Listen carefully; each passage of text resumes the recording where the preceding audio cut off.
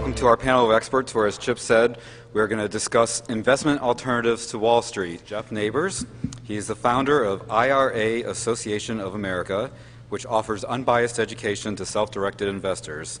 He's the CEO of Nabers Group, which pioneered the self-directed, self-administered, and self-custodianed solo 401k. What percent of your money should be outside of Wall Street, and where should you be putting that money? And we'll move over to Jeff. I would also agree that 100% of a portfolio should be out of Wall Street, but I would take it a step further and say that the majority of what you have should be out of stock markets in general. I believe that capitalism says, well, good decisions are made when the person whose capital it is that's being risked makes the decision.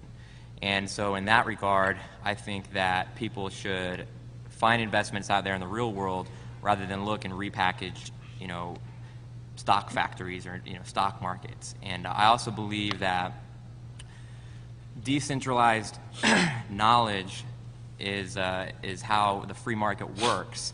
And I think if you believe that central economic planning doesn't work based on the Austrian School of Economics, that you also must believe that for investment transactions to truly be profitable, they can't be centralized either. So if you think that no matter how smart somebody is, they shouldn't go on to chair the Federal Reserve and make all the financial decisions for a country, you should also believe that people can't be smart enough to look at a huge marketplace that is the sum of millions of tiny little decisions and then go, I know what to do in this marketplace.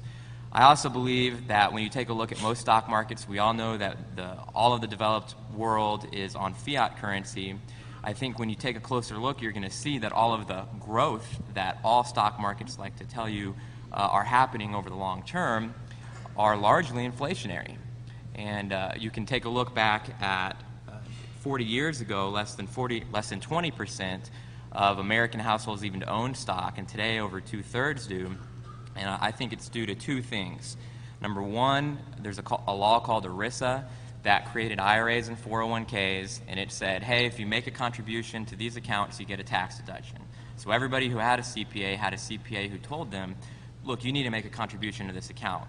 And it just so happened that the people that were setting up those accounts were Wall Street brokerages, and so tax deductible contributions really equated directly into purchasing stock, purchasing securities. And so that sucked a lot of money into the stock market, especially from the baby boom generation when they were at the height of their productivity. And then additionally in 1971 we delinked from the dollar, and then from that point everybody who sells anything, whether it's real estate or gold, has been able to walk around like a zombie pitching the same thing, saying this goes up over the long term. And so financial planners are saying, well, the stock market goes up over the long term.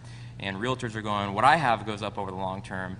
And you can turn around to your neighbor and say, well, what I have goes up in the long term, because everything's going up in price, but not in value. And so I think the most important thing a person can do for their own investments isn't to go, what's the next hot market? Instead, it's to take a step back and go, look, before I start investing, I need a better method of measurement.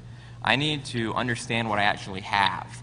Because you can take a look at what's happened to a lot of people in the last 10 years, and they'll chalk up they'll chalk up losses as gains because they don't truly understand the value of what they have because they're measuring in dollars. And most of us here know that we don't want dollars, we want the things dollars buy. So I think that we need to do a better job of measuring. CPI has become a worthless figure. We can all turn on the news and look and go, oh, that's what CPI is, and then we go and we do our checkbook or look at our bank statement and go, hey, this doesn't match up at all. And what I advocate is that you create your own method of measurement based on what you're going to be buying over your lifetime. And do a little shameless plug here. That's the first step in my book, 5 Steps to Freedom.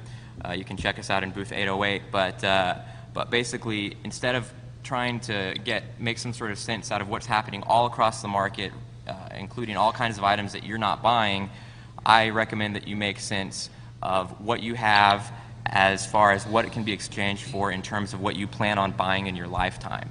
So instead of coming up with a generalized CPI for the masses, you create your own CPI for your own individual circumstances. Getting into actually what you invest, I think that gold, I completely agree with Andrew that it is not an investment that you should pursue. It's a savings mechanism. And so it should be there with a portion of what you have should be in gold if you plan to save a portion of what you have. And then if you want to actually multiply your holdings, you're going to need to go off and take some risk into something, in my opinion, preferably something that produces income. And I think that one of the things that has made bubbles so easy to happen over the past couple of decades is that there's a huge focus on price.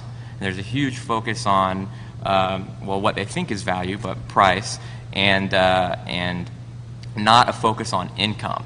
And I think as soon as that happens, it's real easy to get confused. It's real easy for one person to accidentally flip something and make a whole bunch of money, and then everyone on his block goes, wow, I'm going to do that, I'm going to flip that. And I think that if we would return to buying assets that produce income, investing would be a lot easier. Because if you bought something that gave you a 12% return on investment, why would you ever sell it?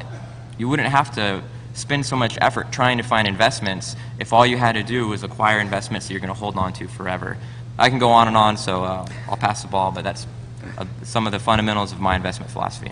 All right, thank you, Jeff, and we'll get back to this gold discussion in a couple